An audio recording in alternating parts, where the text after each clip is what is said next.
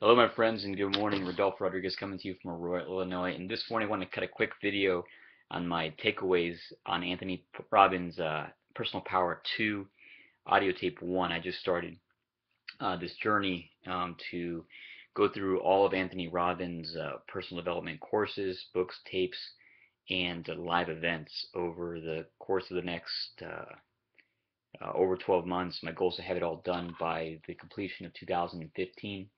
And I'm going to do that by taking it one bite at a time, one tape at a time, one book at a time, and just integrating it into my daily routine and daily pattern.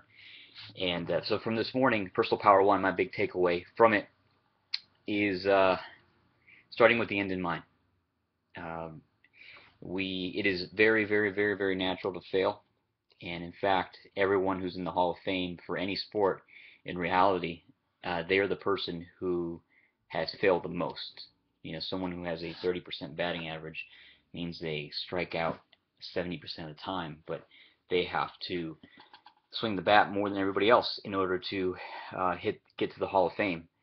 Same thing goes for network marketing or any business for that matter. It is, for lack of grace or a better word, it is pure repetition. It is practice, practice, practice, practice, any skill or craft. But you will fail along the way, and that's okay. The distinction and the power takes place in what you decide or choose to do when you have that failure.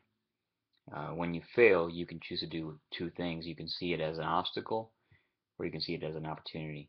And unfortunately, most people may see it as an obstacle, and they'll allow it to justify their negative psychology, justify the naysayers.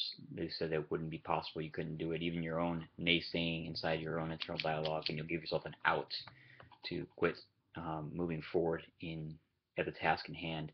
Or you see it as an opportunity. You see it as an opportunity to learn from that, to consider that as being an education, right? Something, creating a new distinction for what doesn't work, and then continuing forward, moving on, and building on what works.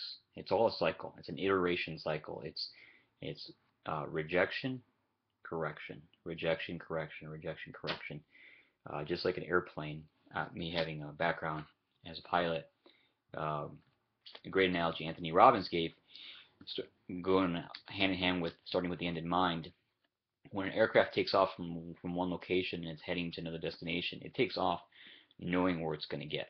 But along the way, it's not flying a perfect straight line through space. In fact, it is, and I know this from experience, because of winds and navigation and air and things of the sort, it's actually flying more of a kind of a jagged, course towards where it's actually trying to get to. More or less straight, but still, there's still some deviation and deflection. But when you start with the end in mind and you keep making those minor corrections all along the way, via the computer or the pilot himself, you will eventually get to your destination. So same thing applies in life. So start with the end in mind, guys. Go out there, make it a great day, take action, and if you fail today, make sure you make the distinction that that was an opportunity to learn. It was an education. You made a distinction for what may not work now, and put that in the back of your head and keep going forward and keep creating opportunities, keep staying in action. Wishing you a fantastic day, and we'll talk to you soon. Bye-bye.